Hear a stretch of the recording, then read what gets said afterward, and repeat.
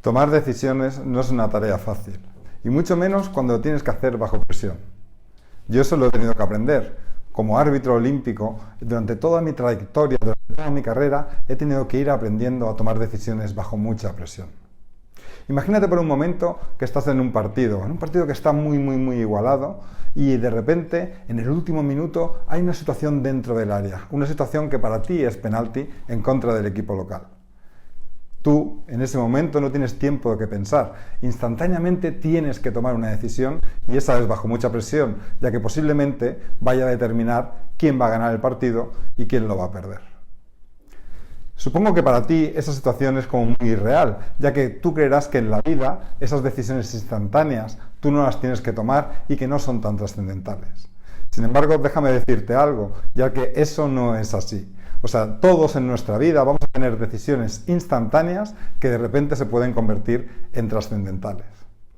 Recuerdo que me explicaron una vez, estando en Sudáfrica, una historia que me parece muy atractiva en cuanto a cómo una decisión instantánea puede convertirse en una decisión totalmente trascendental. Cuentan la historia de que estando en Sudáfrica habían nacido 3 niños en un hospital. Por las cosas del destino, eso fue hace unos años, y no tenían trazabilidad muy depurada, no había sistemas informáticos ni nada, y todo lo hacían así de forma muy manual y de forma muy tradicional. Pues bien, nacieron 3 niños en ese hospital, y por algún problema que hubo interno dentro del hospital, los 3 niños no sabían de quién era el padre. De repente se encontraron con 3 personas. Uno era una persona inglesa, otro era una persona argentina y el último era una persona de Sudáfrica y además era negro. Pues bien, el director del hospital se llenó de valor y se enfrentó a esos padres para decirles cuál era la situación.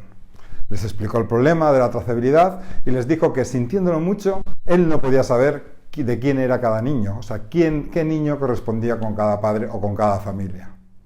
Después de discutirlo y de enfadarse, me imagino, esos papás, al final llegaron a una conclusión, y que se lo iban a jugar al juego de la pajita. Es decir, quien eligiera la pajita más corta iba a elegir primero qué niño se iba a quedar. Bueno, hicieron esos preámbulos, el director del hospital hizo de anfitrión, y con eso empezaron a hacer el juego de la pajita más corta. Ganó el señor inglés, que era un señor que había estudiado en Oxford, absolutamente refinado, etc. Y entonces, sin dudarlo ni un segundo, dijo: quiero a ese niño. El director del hospital se quedó un poco perplejo de inicio y le dio al niño. Pero al cabo de unos segundos le dijo: mire, discúlpeme que se lo pregunte, pero ¿por qué ha elegido usted a ese niño? Claramente, ese niño no es su hijo, ya que ese niño es negro. Entonces el señor inglés se quedó como pensando y le dijo: ¿y qué quieres? ¿Que me arriesgue a coger al argentino? Bueno, pues esta historia, que puede ser un poco cómica, ¿verdad? Y que posiblemente no sea real, sí nos transfiere absolutamente una decisión instantánea que de repente se vuelve trascendental. Cabe decir que esa historia la explican los mismos argentinos. Pues todos sabemos un poco la batalla, ¿no?, que tuvieron en Maldivas, y que los ingleses y los argentinos muy bien nos acaban de llevar. Puede ser cómico, pero también en nuestra vida vamos a tener momentos en los que tenemos decisiones instantáneas que se convierten en trascendentales. ¿Y por qué se vuelven difíciles? ¿Por qué esas decisiones se vuelven tremendamente complicadas de tomar? Porque hay un factor que ahí está interviniendo en todo momento, que es la emoción. En todo proceso de toma de decisiones, la emoción ha sido casi siempre el factor obviado. Si tú buscas en alguna bibliografía cómo tomar decisiones, seguro que te explican gráficos, tablas, te explican muchas cosas a la hora de cómo tomarlas. Sin embargo, muy poca bibliografía hace referencia a ese factor, a la emoción. Y déjame que te diga algo, la emoción va a colapsar tu toma de decisiones, lo va a impregnar todo, porque cuando tú decides desde la emoción, posiblemente vayas a decidir mal, no vayas a decidir lo que tú quieres decidir como persona. En el deporte eso está muy claro, porque el deporte es pura emoción. En ese momento hay 22 personas que están luchando, y ahí es todo pura adrenalina y pura emoción en estado puro. Sin embargo, eso también sucede en nuestras empresas que estamos empezando o en nuestra vida en general. Cuando eso sucede, cuando la emoción te embarga y todo lo abarca, yo se lo llamo que de repente nosotros lo que estamos es secuestrados por Hulk. Hulk es este maravilloso elemento, ¿verdad?, que es un superhéroe, que todos lo conocemos por cómics, o a mí me gusta mucho referenciarlo, porque es muy gráfico, porque cuando estamos bajo este monstruo verde no tenemos capacidad de decisión buena. Lo voy a poner aquí porque haré referencias a él en varios momentos. Para mí, en esta charla tengo dos objetivos que me gustaría compartir contigo. El primero de ellos es que entendamos cómo funcionamos nosotros, cómo funciona nuestro cerebro cuando estamos secuestrados por nuestro amigo Hulk. Y el segundo es cómo podemos hacer para poderlo desactivar. ¿Para qué lo queremos desactivar? Para que podamos hacer desde nuestra parte racional la toma de decisiones, que son las decisiones que en verdad a largo plazo nos van a gustar y nos van a convenir. Por lo tanto, estamos diciendo que una decisión difícil tiene un alto componente emocional. Y como tiene un alto componente emocional, tenemos que aprender primero a entenderlo y después a manejarlo y a gestionarlo con el fin de desactivarlo. Cuando nosotros tenemos el modo Hulk activado, suceden tres cosas dentro nuestro. Se activan tres cosas y hay tres cosas que siempre Hulk va a estar respondiendo absolutamente. La primera de ellas, la primera cosa que se va a preguntar Hulk es si eso me hace daño. ¿Esa situación que está aconteciendo puede hacerme daño potencialmente a mí? Si la respuesta es sí, Hulk va a estar muy activo y va a estar respondiendo, puede ser con agresividad o puede ser con parálisis. Eso tampoco importa mucho. Lo importante es que va a anular tu raciocinio. La primera pregunta es, vuelvo a decir, es si eso me puede hacer daño. La siguiente que se hace es si eso se come. Si lo puedes comer. ¿Por qué? Porque él, cuando estás en modo Hulk, siempre lo que se está activando es nuestro espíritu de supervivencia. Por lo cual tenemos esas dos preguntas. Primero, ¿me hace daño? Segundo, ¿eso se come? Y la tercera es si eso se folla, es decir, el afán de reproducción, porque volvemos otra vez al espíritu de supervivencia. Con lo cual, a la que haya un elemento que sientas que te incomoda, que se activa tu emoción en estado máximo, seguro que hay una de estas tres preguntas o más que está aconteciendo dentro tuyo. Cuando tengamos que contestar a una de esas tres preguntas, entonces Hulk se va a activar. Pero, ¿qué pasa cuando estás en modo Hulk? ¿Qué pasa dentro tuyo cuando Hulk en verdad te está secuestrando? Bueno, Hulk, este maravilloso elemento, es en primer lugar una máquina emocional, es pura emoción. Lo siguiente que nos sucede es que somos totalmente intuitivos, nos volvemos seres de pura intuición y no siempre buena. La tercera es que las decisiones las tomamos de manera muy rápida y no meditada. La cuarta es que estamos basados en esa emoción que es además temporal. ¿Eso qué significa? Que buscas gratificación inmediata. Otra de las cosas que sucede cuando estamos con el modo Hulk activado es que nos volvemos en imprevisibles. Nadie sabe qué puede acontecer. Y otra de ellas es que somos absolutamente independientes. Independientes no en el buen sentido, sino en el sentido de egoísmo. Nuestro egoísmo se dispara. ¿Por qué? Porque todo eso, lo que hace Hulk, activando todas estas cosas, lo que está haciendo principalmente es activar, lo digo nuevamente, ese espíritu de supervivencia. Porque cuando en modo Hulk se activa, literalmente, que es el cerebro límbico, la parte del cerebro límbico, literalmente envía unas sustancias a nuestro neocórtex, a nuestra parte frontal, a nuestro raciocinio, a nuestra parte más humana, que la anula completamente. Por eso cuando un amigo tuyo o una amiga tuya de repente se enamora de la persona equivocada, y tú claramente como amigo suyo ves que esa persona es equivocada y dices, bueno, pero está ciego, no se da cuenta, y en verdad es que no se da cuenta porque está totalmente anulado, porque está contestando a la tercera pregunta, la de la reproducción, ¿te acuerdas? Porque para él eso siempre funciona así, o sea, la pareja es siempre un afán reproductivo porque está contestando a un espíritu de supervivencia. Entonces, cuando Hulk se dispara y nos activa esas sustancias químicas que anulan nuestro neocórtex, lo que estamos haciendo es tomar decisiones bajo esa emoción temporal y posiblemente decidamos mal. Yo recuerdo una anécdota estando en Málaga, ciudad que adoro, con un par de amigos y, bueno, uno era de Málaga y la otra era una compañera que lo que veníamos es de un mastermind, que es un club de emprendedores que quizá alguno de vosotros también esté participando en alguno, y pues al volver quedamos con él para ir a comer a un restaurante. Bueno, en fin, que fuimos a comer al restaurante, nos dimos un homenaje de pescado, de mariscos, en fin, que comimos muy bien. Al acabar la comida, que estábamos más que satisfechos, como te podrás imaginar, de repente llegó la hora de los postres. Nosotros nos miramos y claramente decidimos que no queríamos postres porque ya estábamos llenos y no necesitábamos nada más en ese momento. Hasta que sucedió algo, y es que llegó la chica de los postres. ¿Por qué digo la chica de los postres? Porque en ese restaurante el mismo camarero no te servía todo, sino que había una persona exclusivamente para los postres. Y esa persona no iba con un carrito de postres, que podría ser también más o menos habitual, sino que iba con una bandejota, una bandeja enorme llena ahí de postres maravillosos. Entonces esta chica se venía y decía, bueno, ¿queréis un postrecito? Nosotros lo teníamos muy claro porque habíamos decidido desde nuestra razón, desde nuestra parte humana, dijimos, no, que ya estamos llenos, con un café ya nos basta. Y entonces la chica agarró uno de los platos con una tarta de chocolate, un bizcocho de chocolate de triple capa, con chocolate derretido por encima y un poquito de nata, y dijo, bueno, pues vosotros veréis, porque esto está buenísimo. Y nos lo presentó ahí delante. ¿Qué pasó en ese momento? Que Hulk nos secuestró. Se activó nuestro modo Hulk, contestando a la segunda pregunta. ¿Eso se come? La respuesta era sí.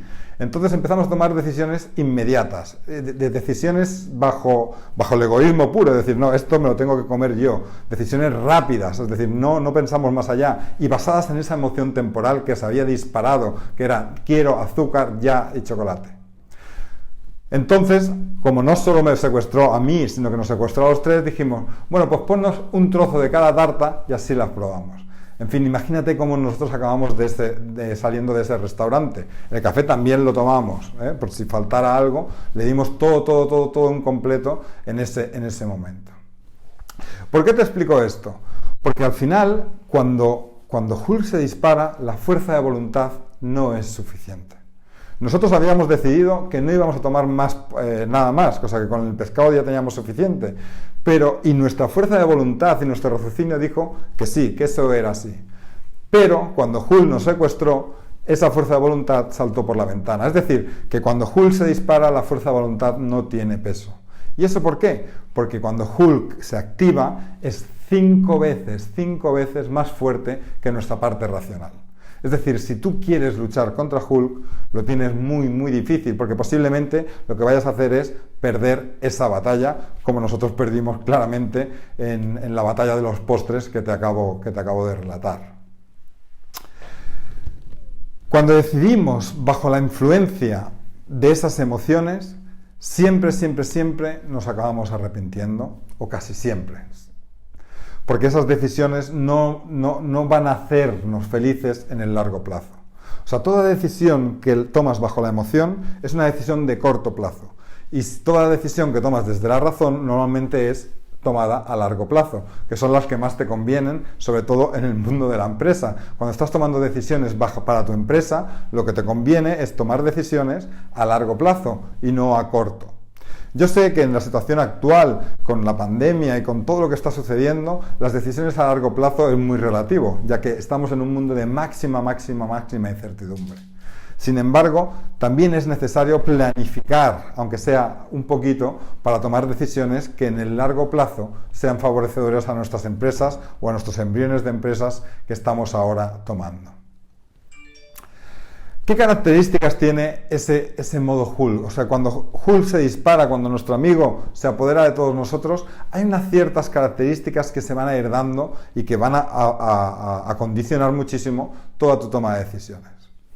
Como decíamos antes, cuando Hulk nos secuestra, cuando estamos en modo Hulk o el modo Hulk que está en on, nosotros llegamos a tomar siempre conclusiones muy rápidas. Es decir, que son conclusiones rápidas basadas en nuestros sentimientos y no en las consecuencias que eso pueda tener. Al tener decisiones rápidas no pensamos en qué consecuencias una decisión puede tener o no. Otra de las características que sucede cuando estamos en modo Hulk es que las decisiones son o blanco o negro. Es decir, todos los matices, todos los intermedios los obviamos. Y todos sabemos además que en los matices, en los intermedios, en los grises, es normalmente donde están las soluciones. Otra de las cosas es que nos volvemos absolutamente paranoides. Es decir, a todo le buscamos una cosa negativa. Cuando estamos en modo Hulk, cualquier cosa nos va a paranoiar, vamos a empezar a pensar consecuencias, y normalmente no positivas, de lo que una cosa puede acontecer o no. Otra de las características es que tomamos juicios emotivos, juicios basados en la emoción instantánea de ese momento. Y cuando digo emoción, puede ser tanto emoción positiva como emoción negativa, muy importante. Es decir, cuando estás bajo esa emoción, ya es indiferente si es positiva o negativa, porque cuando estás en un juicio emotivo, normalmente las consecuencias son que casi seguro te vas a arrepentir, como decía anteriormente. Otra de las características es que nos volvemos totalmente irracionales. Es decir, tomamos conclusiones basadas en suposiciones y muchas veces hay gaps, ¿verdad?, de información. Tenemos huecos entre una información y otra. Pues esa información la rellenamos con lo que primero se nos ocurre y normalmente son cosas negativas. Otra de las características, y la última ya en el modo Hulk, es que es catastrofista. O sea, él todo lo que cree que puede ir mal va a decir que va a ir mal cuando estás en ese modo. Con lo cual no te vuelves positivo, no estás pensando en cosas buenas que pueden acontecer, sino en todas las catástrofes. Vamos a repasar un segundito las seis características del modo Hulk. Vuelvo a decir, la primera, conclusiones rápidas, conclusiones casi inmediatas. Segunda, blanco y negro, olvidamos los matices. La tercera, nos volvemos paranoides, todo creemos que que va a ir en nuestra contra o que el mundo se ha puesto de repente en contra nuestra. La cuarta, juicio emotivo y además temporal. La quinta, nos volvemos totalmente irracionales, seres irracionales, y la sexta y última es que nos volvemos absolutamente catastrofistas. Bueno, pues tampoco, a lo mejor piensas que esto tampoco es tan crítico ni tan complicado y que tú, ante una decisión, tú dominas muy bien tus emociones y que eres totalmente frío a la hora de tomarlas, a la hora de tomar esas decisiones. Cuentan de un dilema, que es el dilema del tranvía. Para mí es uno de los dilemas más bonitos que hay, aunque bueno, yo lo he cambiado un poco, en verdad, porque yo creo que de esta manera es mucho más claro cómo la emoción nos va a secuestrar o nos puede secuestrar en un momento. El dilema del tranvía es el siguiente. Imagínate que estás en un tranvía o que eres el conductor de un tranvía. Por un problema que hay, se te has quedado sin frenos. Y entonces vas avanzando y de repente vas avanzando y en medio de esa vía hay tres personas a las cuales, como no tienes frenos, irremediablemente vas a arrollar y posiblemente a matar. No tienes bocina, o sea, no piensas en ninguna alternativa porque no la hay. Es decir, el tranvía va y va a destrozar a esas tres personas, destrozándolas. Sin embargo, justo unos 100 metros antes de llegar a ese choque inminente, hay un cambio de agujas. Y ese cambio de agujas sí que se te va a dar la oportunidad de activarlo. Si tú activas ese cambio de agujas, en vez de esas tres personas que vas a matar, lo que vas a hacer es desviarte y el accidente lo tendrás solo con una persona. O sea, el dilema es el siguiente. Sigues recto con el tranvía y tienes el accidente con esas tres personas y posiblemente las vas a matar, o sin embargo activas las agujas y matas solo, entre comillas, ¿verdad?, a una persona. Ese es el dilema del tranvía y el primero. Y me gustaría que ahora por el chat fuerais contestando qué hacéis. Si seguís recto y matáis a tres, o activáis la aguja y sin embargo solo matáis a una persona. Os dejo unos ligeros instantes para que lo podáis ir poniendo, a ver cuál es vuestra decisión. La decisión es seguir recto y mato tres, o acciono las agujas y solo sencillamente mato a una.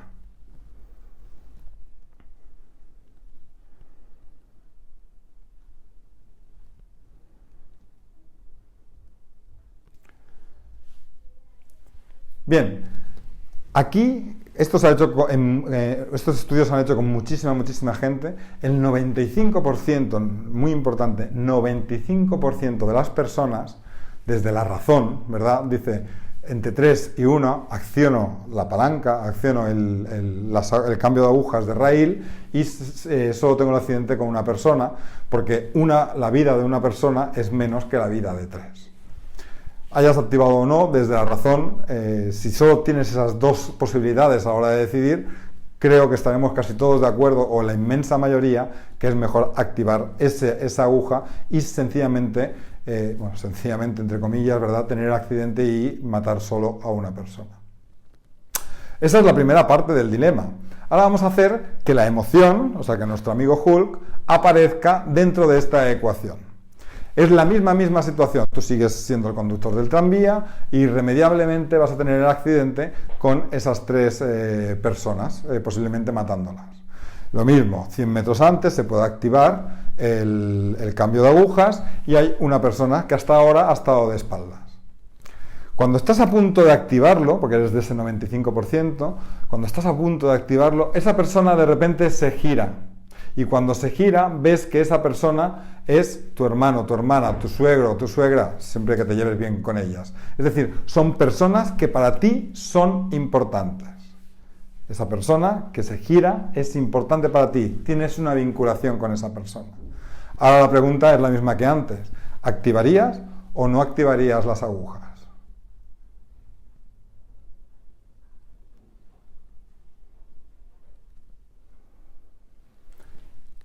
¿Qué hemos conseguido con esta nueva parte del dilema, de este dilema del tranvía?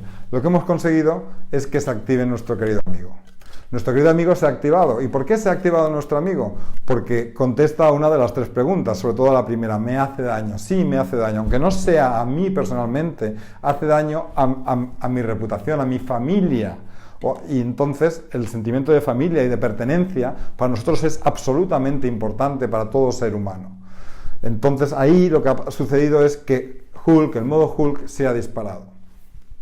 ¿Cuáles son los resultados? Bueno, ahora miraremos cuáles son los de este chat, pero los de la inmensa mayoría es que el 85%, atención, 85% de las personas en esta situación, en esta nueva situación, no activaría la palanca. Es decir, morirían 3 para salvar a 1, porque ese 1 es alguien que es importante para mí, que en este caso soy el conductor del tranvía. Y yo me pregunto, ¿qué ha cambiado en esta situación? Porque es lo mismo, es 3 personas, 3 vidas contra 1. Bueno, pues ha cambiado evidentemente que la emoción ha participado de una manera muy activa, ya que tú tienes una vinculación emocional con esa una persona. Y cuando tienes una vinculación emocional con esa persona, la razón salta por la ventana, que lo veníamos diciendo anteriormente.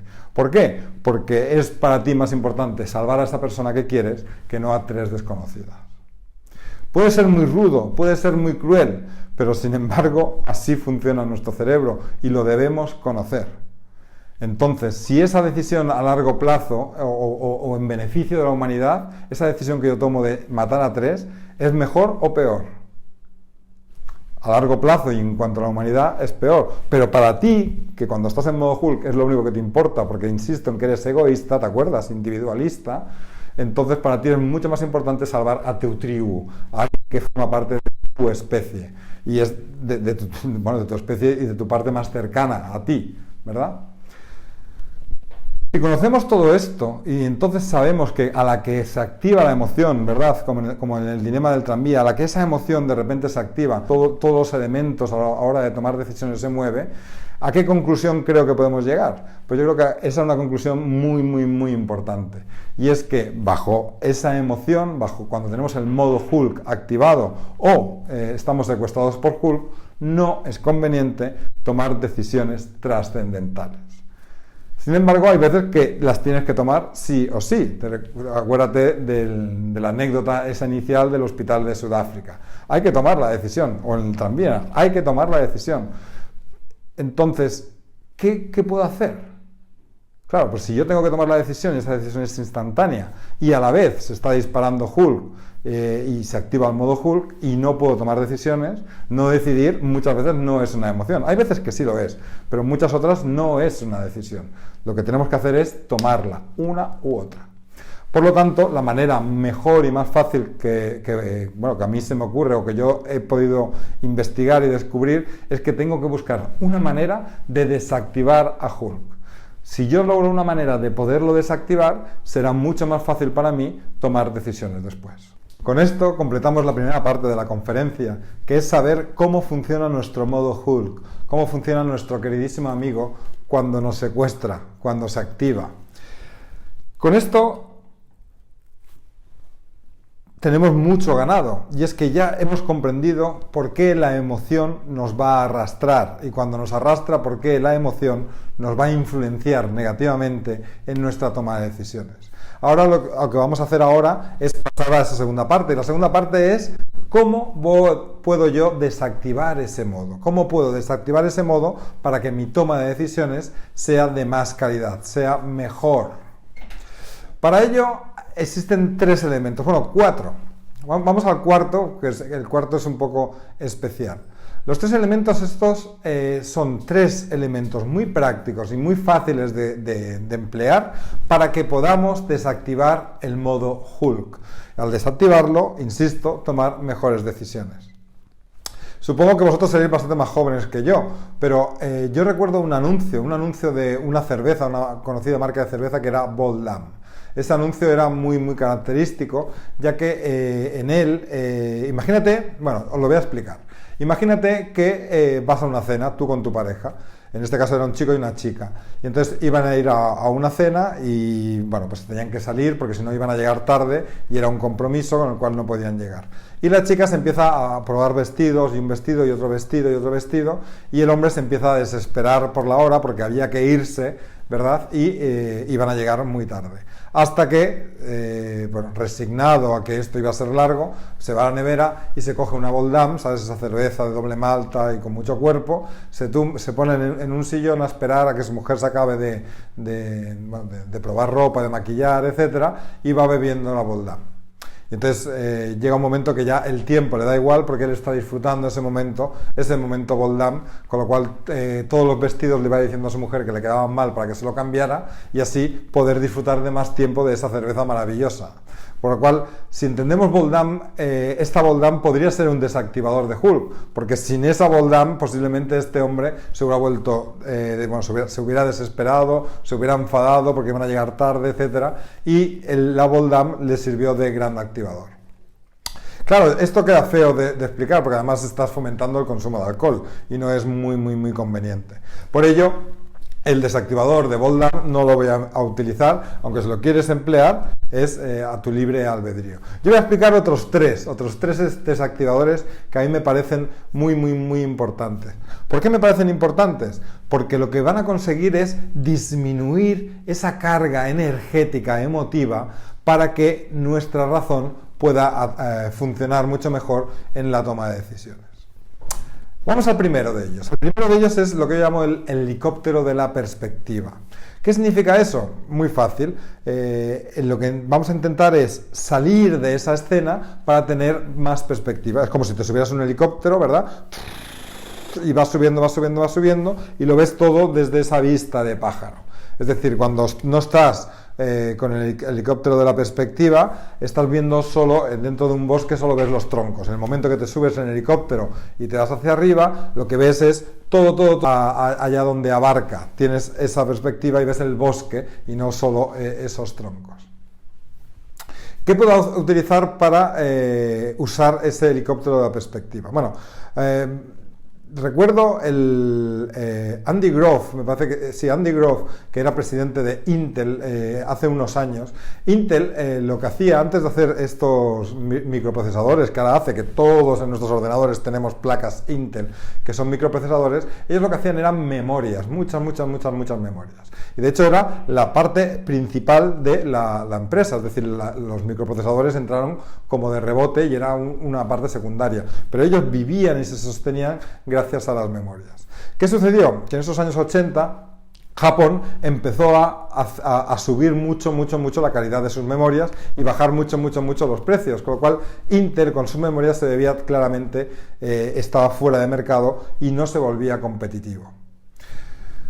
Esto fue sucediendo y cada vez los márgenes de las memorias eran más pequeños y los de los microprocesadores, esa nueva línea de negocio, eran más altos, pero la línea era muy pequeña. Empezaron a hacer reuniones de trabajo para ver cómo podían mejorar la productividad de las memorias, hacer mejores memorias, mejorar la calidad, en fin, unos sinfines de grupos de trabajo. Seguro que en alguna empresa de las que has trabajado te ha sucedido algo parecido, pero por más que pasaba el tiempo, las ganancias o los beneficios, ¿verdad?, la rentabilidad de esas memorias iban disminuyendo y no se atrevían a hacer nada, porque ese era el leitmotiv de Intel en aquel tiempo. Era precisamente ese, eran esas memorias, con lo cual no podían dinamitar ese pilar. Hasta que un día Andy Grove ya estaba desesperado y con su segundo de a bordo le dijo, bueno, posiblemente en unos días nos vayan a despedir, porque la Junta nos va a despedir porque los números cada vez son peores y no somos capaces de llevarlo adelante. ¿Tú qué crees que van a hacer nuestros sucesores? Y su número 2 le dijo inmediatamente, dejar de hacer memorias. Entonces Andy Grove se quedó como pensando y dijo, bueno, pero si eso es lo que van a hacer nuestros sucesores, ¿por qué diablos no lo hacemos nosotros? Al día siguiente dejaron la línea de memorias, la estancaron totalmente y se focalizaron solo en la de microprocesadores. El resultado es el que yo os comentaba. El Intel de hoy solo hace microprocesadores y están en todos los ordenadores del mundo, o si no en todos, en un 90 y largo %. Entonces, esto que llegó Intel a tomar, o sea, Andy Grove de qué harán nuestros sucesores, en el fondo es activar el helicóptero de la perspectiva. Otra manera de hacerlo, de entenderlo, es cuando estás con un amigo. O sea, cuando tú vas a un amigo tuyo, le das muchos mejores consejos de los que tú te tomas contigo mismo con tus problemas. ¿Por qué? Porque tu amigo no está tan implicado emocionalmente. Por tanto, una pregunta que te puede ayudar, si no te quieres preguntar qué harán mis sucesores o qué harían mis sucesores en mi lugar, es, si esto le pasara a mi mejor amigo, ¿yo qué le recomendaría a él? Los americanos hicieron un estudio sobre esto en cuanto a los estudios universitarios y les preguntaron a estudios universitarios qué preferían, si una carrera que les gustara mucho aunque ganaran menos dinero, o bien una carrera que ganaran mucho dinero aunque les gustara menos.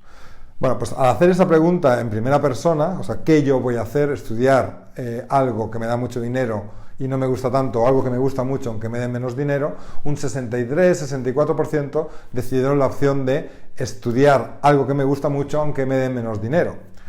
Pero si esa pregunta, en vez de contestarla en primera persona, era ¿qué le recomendarías a tu mejor amigo que hiciera? Eso cambiaba muchísimo, hasta un 88-89% de la gente contestaba que lo que le diría a su mejor amigo es que estudiara lo que más le gusta aunque le reportara menos dinero. Es decir, en el momento en que se subían en el helicóptero de la perspectiva, entonces la decisión era mucho más clara porque no había tanta emoción, no había tanta implicación emocional. Otra de las cosas que podemos usar para el helicóptero de la perspectiva es la regla del 10-10-10. Es decir, ¿cómo me voy a sentir si tomo esta decisión de aquí a 10 minutos? Posiblemente muy parecido a tal como estoy ahora. La siguiente es ¿cómo me voy a sentir con esta decisión que voy a tomar de aquí a 10 meses? O sea, analizo dentro de 10 meses, si he tomado esta decisión, ¿qué pasa con mi vida? Y lo mismo en 10 años vista. Es decir, 10 minutos... 10 minutos, 10 meses, ¿verdad? Y 10 años. Con eso lo que estoy logrando es tener un helicóptero de perspectiva muy amplio ante la decisión que yo esté tomando. Con esto tenemos el primer desactivador, este helicóptero de la perspectiva. Para activarlo, ¿qué me pregunto? Me pregunto ¿qué le diría a mi mejor amigo? O uso la regla del 10-10-10. Otra de las características, la segunda ahora ya, después del helicóptero de la perspectiva, es el sesgo del status quo. Debemos conocer que todo ser humano estamos cortados por el mismo patrón y tenemos todos ese sesgo del status quo. ¿Qué significa el sesgo del status quo? Significa que preferimos lo familiar a lo nuevo. O sea, todo lo que te resulte familiar va a ser para ti mejor que algo nuevo que venga o que vaya por venir. Ese es el sesgo del status quo.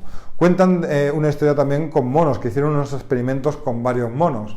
Entonces a estos monos lo que les hacían era, estaban 5 monos dentro de una sala con una escalera y entonces había en el techo, arriba de todo, había una ducha de agua helada. Entonces le ponían, arriba de la escalera les ponían un plátano. Entonces al principio de eso subía un mono rápido, se comía el plátano y en el momento que cogía el plátano para comerlo, ¡fla!, caía una ducha de agua fría. ¿Qué aprendieron los monos? Que plátano significaba ducha de agua helada, y eso no les gustaba. Como no les gustaba la que un mono subía a coger el plátano, los otros 4 que hacían le cascaban, ¿hasta qué? Hasta que dejaba el plátano y por ende dejaba de hacer la ducha fría. Cuando esto lo empezaron a aprender, los investigadores, que eran bastante sádicos, lo que hicieron fue sacar a uno de esos monos y meter a un nuevo mono. A la que estuvo el nuevo mono ahí, vio la escalera, vio el plátano, ¿qué hizo lo primero? Lo primero que hizo fue, voy subiendo rápido arriba a comerme ese plátano. A la que subió y agarró el plátano, ¿qué hicieron los otros 4 monos? Le empezaron a cascar para que dejara el plátano y que no se regaran. Después cambiaron a otro más, a la que hubo un nuevo elemento, lo que hizo fue subir, los otros que hicieron cascarle, y el que nunca le habían dado una ducha de agua fría, ¿qué es lo que hizo? Fue el que empezó a pegar con más fuerza, porque ya lo habían cascado a él, y entonces él ya había aprendido que eso no se iba a hacer. Llegó un momento en que los 5 monos, eran nuevos, es decir, nunca jamás les había caído una gota de agua helada. Y ninguno de ellos subía a agarrar el plátano para comerse. ¿Cuál es la moraleja de eso? O si hubiéramos agarrado a uno de esos monos y le preguntáramos ahora, bueno, ¿y tú por qué no subes a comerte el plátano? Posiblemente te diría algo que en las empresas se dice muchísimo, incluso también en las de nueva creación. O sea, los emprendedores con nuevas startups no estamos exentos de ellos. Y ese es el sesgo del status quo, el de esto siempre se ha hecho así. Y eso es tremendamente peligroso porque la emoción se dispara y ese instinto de supervivencia hace que seamos muy conservadores y que no tomemos decisiones que puedan hacer crecer a nuestra organización. El tercer elemento, el tercer disparador, es el de la distracción o recompensa. Es decir, lo que tenemos que hacer es ofrecer algo a nuestro Hulk para que se tranquilice y nos deje trabajar. Para la norma de la distracción o la recompensa, sobre todo para la distracción, yo utilizo una regla que es la de los 5 segundos, que esto lo aprendí de una chica americana que se llama Mel Robbins, que lo utiliza. ¿En qué se basa esto? Se basa en que antes de que Hulk se apodere de la situación, hay una ventana en el cerebro de unos 5 segundos. Durante esos 5 segundos, si nosotros podemos actuar o somos capaces de actuar, Hulk no va a secuestrarnos y no se va a activar. Con lo cual, la regla de los 5 segundos es muy sencilla. A la que hay una situación que te pueda costar Vamos a poner un ejemplo. Levantarte por la mañana. A todos, o más o menos a todos, nos puede costar levantarnos por la mañana, ¿verdad? Bueno, pues entonces la regla de los 5 segundos es decir, tú a la que suene el despertador no empieces a pensar. Porque si empiezas a pensar, empezarás a pensar, no, es que estoy muy cansado, es que ayer me acosté muy tarde, es que fíjate que poco descanso, y entonces empezaremos con muchas excusas. Entonces, ¿qué es lo que nos propone esta regla? Que tú a la que oigas el despertador no pienses nada y digas 5, 4, 3, 2, 1, arriba. Es decir, 5, 4, 3, 2, 1, arriba. Sin pensar en nada más y ponerte de pie. Si tú haces eso, tú lo que haces es buscarle una distracción a Hulk. Entonces Hulk no se dispara. Y si no se dispara Hulk, no se dispara ese diálogo interno tan negativo de que estoy muy cansado, que es muy pronto, etcétera, y tomas la decisión que tomaste el día anterior. Si no, en muchas ocasiones, cuando tienes que tomar decisiones de este tipo, ¿no? Imagínate, yo me quiero levantar mañana a las 6 de la mañana para ir a correr o para ir a hacer ejercicio. Sin embargo, son las 10 y ahora a las 10 de la noche me apetece ver una película o ver una serie de Netflix, ¿no? ¿Qué voy a hacer? Si yo dejo eso en manos de Hulk, en el modo Hulk, ya lo que puedo hacer es ir escogiendo la peli, elegir un helado y tomármelo hasta las tantas de la noche y al día siguiente, obviamente a las 6 no me voy a levantar. Entonces, la característica de esto es que no dejes ese razonamiento, porque ese razonamiento es tremendamente egoísta y se van a disparar todos los indicadores de Hulk que decíamos, los de conclusiones rápidas, de blanco y negro, juicio emotivo, que es irracional, ¿verdad? Todo eso se nos va a activar y entonces caeremos hasta la 1 de la mañana viendo una serie detrás de otra de Netflix y comiendo helado, palomitas o lo que a ti más te guste. Y a las 6 de la mañana, cuando tocaba hacer ejercicio y cuidar a tu cuerpo en el largo plazo, no lo vamos a hacer. Por lo tanto, esa es la primera. La primera distracción es la regla de los 5 segundos. 5, 4, 3, 2, 1, ya. Y ahí, ese ya, pones lo que quieras. Y la otra es recompensa. En vez de distracción, ofrecer una recompensa. Imagínate que estás haciendo un informe que es súper aburrido. ¿Y qué te apetece? Pues te vas a tomarte un café, hacer un break o lo que sea. La norma de la recompensa significa que tú le dices a Hulk, bueno, yo voy a tomar ese café, pero cuando acabe este informe. De repente, si haces eso, vas a notar que cuando antes era difícilmente te permitía concentrarte, Hulk, porque está muy cansado, esto es un rollo, etcétera, etcétera, va a estar plenamente concentrado. ¿Por qué? Porque le has ofrecido una recompensa y porque él sabe que irá a tomar el café cuando acabe esa tarea que tiene por delante, que es ese informe. Verás como este informe vuelves a hacerlo en foco y cuando acabes, eso sí, no te olvides de ofrecerle la recompensa a Hulk, porque si le engañas, él se va a acordar y nunca más va a querer hacerte caso en cuanto le ofrezca recompensas. Vamos a repasar esos 3 activadores o desactivadores, en este caso, del modo Hulk. El primero era el helicóptero de la perspectiva. La mejor pregunta: ¿qué le diría a mi mejor amigo en esta situación? O la regla del 10-10-10. 10 minutos, 10 meses, 10 años. La segunda, el sesgo del status quo. Acuérdate de los monos que comían plátanos. Esto siempre se ha hecho así. Pues ese sesgo es tremendamente peligroso y muy egoísta.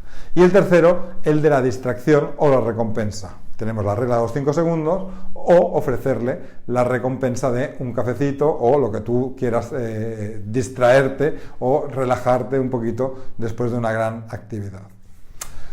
Con esto hemos dado todo un viaje, yo creo que evidentemente muy rápido y superficial, ¿verdad? En todo esto podríamos profundizar mucho más, pero en cuanto a cómo tomar decisiones bajo presión. Para tomar decisiones bajo presión es muy importante, primero, que entendamos qué sucede dentro nuestro cuando la emoción nos embarga. Bueno, primero que entendamos que la emoción influye en nuestras decisiones y que esa influencia en nuestras decisiones a corto plazo afecta negativamente en las decisiones que queremos tomar a largo plazo. Para ello, lo que vamos a hacer es, cuando nos embargue la emoción, lo que vamos a hacer es aprender a desactivarla. ¿Cómo lo desactivamos? Con alguno de los 3 desactivadores: el helicóptero de la perspectiva, conociendo el sesgo del status quo o ofreciendo una distracción o una recompensa a nuestro Hulk. Bueno, queridísimos amigos, queridísimas amigas, hasta aquí la conferencia de cómo tomar decisiones bajo presión, que espero os haya gustado. He estado ahora en el chat, o sea que seguimos comentando y cualquier cosa, pues bienvenida será. Espero que hayas podido aprender algo o llevarte algo para tu emprendeduría, esa emprendeduría con amor y conciencia que estás haciendo ahora mismo. Y para mí ha sido un auténtico placer estar aquí con vosotros y un regalazo. Hasta pronto.